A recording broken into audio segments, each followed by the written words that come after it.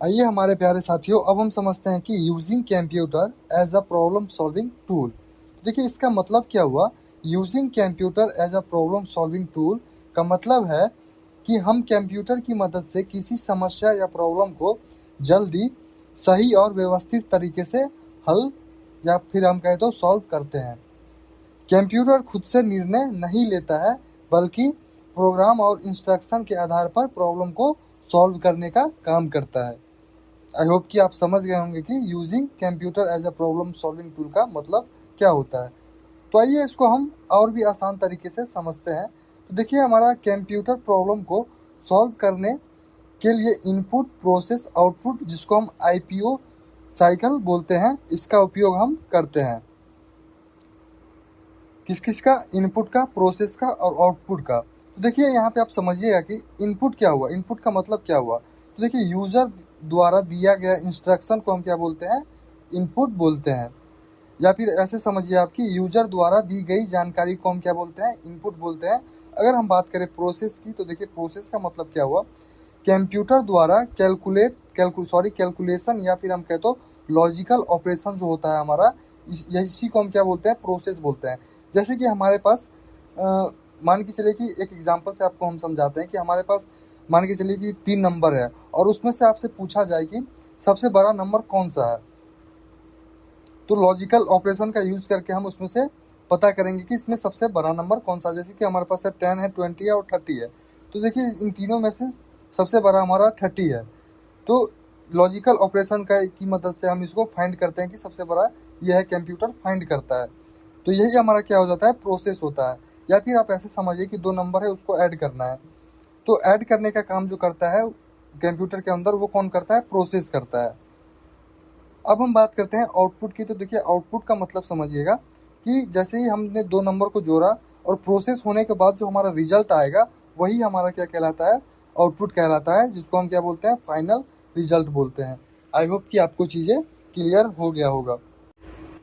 आइए अब हम इसको एग्जाम में कैसे रिप्रेजेंट करेंगे, इसको हम समझते हैं।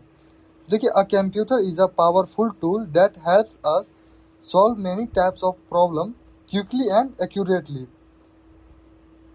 जैसे कि आपको स्क्रीन पे दिख रहा है, इसको आप अपने कॉपी में राइट डाउन करिएगा। और मैंने आपको समझा ही दिया है कि using computer as a problem solving tool क्या होता है, इसको हमने आपको समझा दिया है।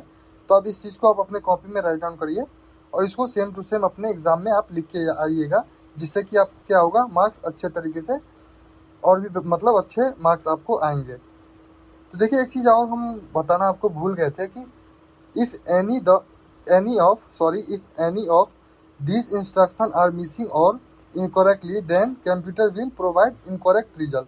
देखिए इसका मतलब सीधे सीधे है कि अगर आप कंप्यूटर को गलत इंस्ट्रक्शन दीजिएगा तो वो रिजल्ट भी आपको गलत देगा।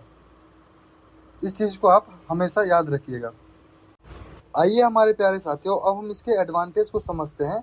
Using computer for problem solving के एडवांटेज को समझते हैं। तो देखिए सबसे पहला जो है हमारा, वो है हाई स्पीड।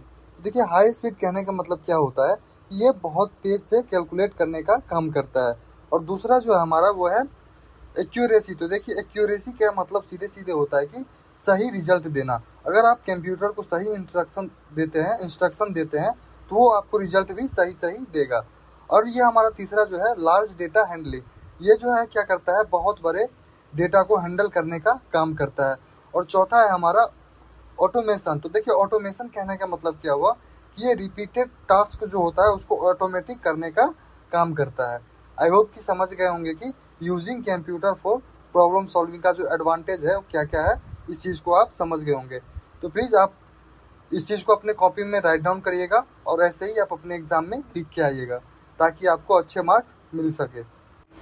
आइए हमारे प्यारे साथियों, अब हम बात करते हैं steps in developing a program using a computer. देखिए इसको आप समझिएगा, इसका मतलब क्या है। जब हम कंप्यूटर की मदद से किसी प्रोग्राम को सॉल्व करते हैं तो प्रोग्राम बनाने के लिए कुछ इम्पोर्टेंट स्टेप फॉलो करना पड़ता है, या फिर हम कह दो स्टेप्स को फॉलो किया जाता है। तो देखिए सबसे पहला जो है हमारा, वो क्या है? Develop an algorithm and flow chart. तो देखिए इसका सीधा सीधा मतलब आप समझिएगा कि सबसे पहले प्रॉब्लम का step by step solution plan किया जाता है। तो सबसे पहले हम बात करेंगे एल्गोरिथम की। तो देखिए प्रॉब्लम को सॉल्व करने के लिए लॉजिकल स्टेप्स, वही हमारा क्या होता है, एल्गोरिथम होता है। और हम बात करें फ्लो चार्ट की, तो एल्गोरिथम का ग्राफिक डिजाइन जो होता है वही हमारा क्या होता है, फ्लो चार्ट होता है। आई होप कि आप हमारी बात को समझ गए होंगे। और दूसरा जो है हमारा वो क्या है, राइट द प्रोग्राम। तो राइट द प्रोग्राम, जब हम एल्गोरिथम को डिजाइन कर लिए और फ्लो चार्ट भी तैयार कर लिए, तो अब हम क्या करेंगे, एल्गोरिथम को प्रोग्रामिंग लैंग्वेज में लिखेंगे। जैसे कि हमारा प्रोग्रामिंग लैंग्वेज है सी हो गया, C++ हो गया, जावा हो गया, पाइथन हो गया। इस प्रोग्रामिंग लैंग्वेज में हम प्रोग्राम को लिखेंगे। कब लिखेंगे, जब हमारा एल्गोरिथम और फ्लो चार्ट वाला स्टेप कंप्लीट हो जाए, तो उसी स्टेप को हम प्रोग्रामिंग लैंग्वेज में लिखते हैं। तो अब देखिए तीसरा जो है हमारा, enter the programme into the computer. तो इसका मतलब आप समझिएगा कि प्रोग्राम को एडिटर या IDE में टाइप करके कंप्यूटर में सेव किया जाता है।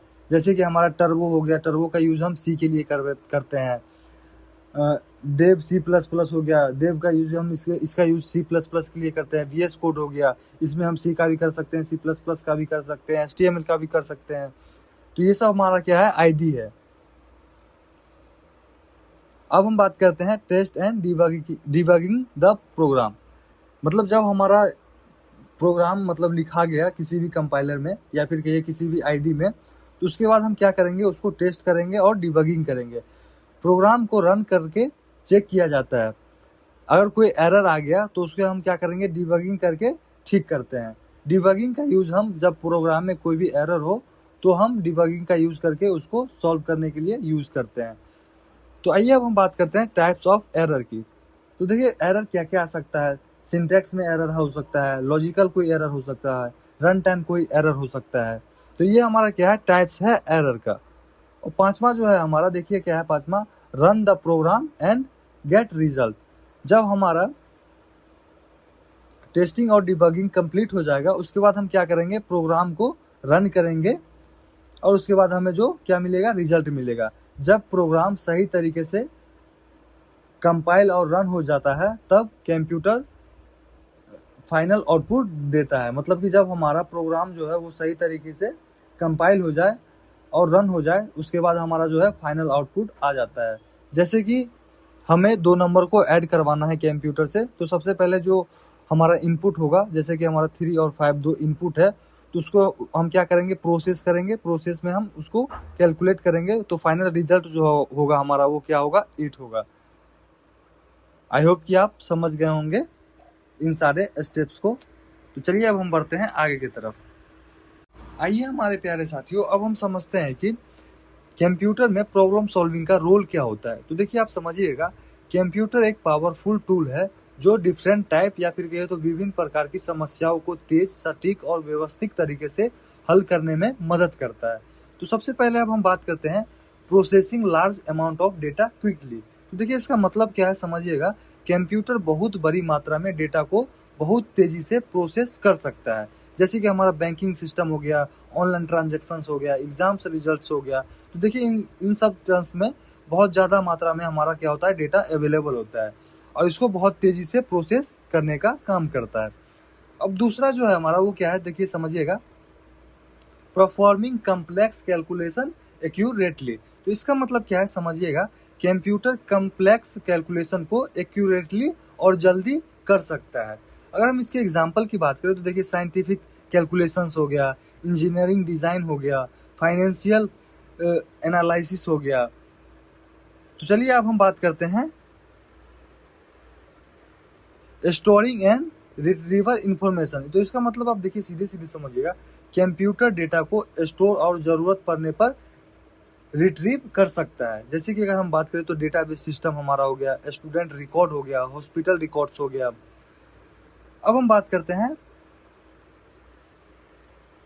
Producing result in a short time. तो देखिए इसका मतलब क्या है, समझिएगा, कंप्यूटर बहुत कम समय में फाइनल रिजल्ट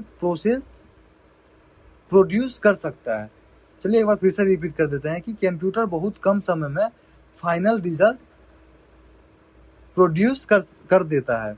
अगर हम इसके एग्जाम्पल की बात करें तो देखिए जैसे कि हमारा जो गड़बड़ हो जाता है उसका फोरकास्टिंग हो गया कि मतलब आने वाले टाइम में कब बरसात होगा, इतने बजे बरसात होगा। आप सुनते होंगे कि मतलब कई बार भविष्यवाणी कर देते हैं कि कल मतलब बारिश होने वाला है, परसों बारिश होने वाला है, ये हो गया। फिर हमारा डेटा एनालिसिस हो गया। आई होप कि आप हमारी बात को समझ गए होंगे। तो आइए अब हम बात करते हैं कि देखिए इसका कंप्यूटर प्रॉब्लम सॉल्विंग के लिए कई क्षेत्रों में उपयोग किया जाता है। जैसे कि हमारा देखिए साइंस एंड इंजीनियरिंग हो गया, रिसर्च के लिए यूज़ करते हैं, कैलकुलेशंस के लिए यूज़ करते हैं। अगर हम बात करें तो देखिए बिजनेस और फाइनेंस फील्ड में भी इसका यूज़ बहुत ज़्यादा होता है। अकाउंटिंग के लिए हो गया, बैंकिंग के लिए हो गया, ट्रांजेक्शन के लिए हो गया, एजुकेशन में भी इसका यूज़ किया जाता है, ई लर्निंग के लिए, ऑनलाइन क्लास के लिए। जब भी आप ऑनलाइन क्लास कर रहे हैं इसके लिए भी यूज मतलब किया जाता है। डिजिटल लाइब्रेरी हो गया, मेडिसिन हो गया, इन सब में इसका यूज बहुत ज़्यादा किया जाता है। आई होप कि आपको समझ में आ गया होगा।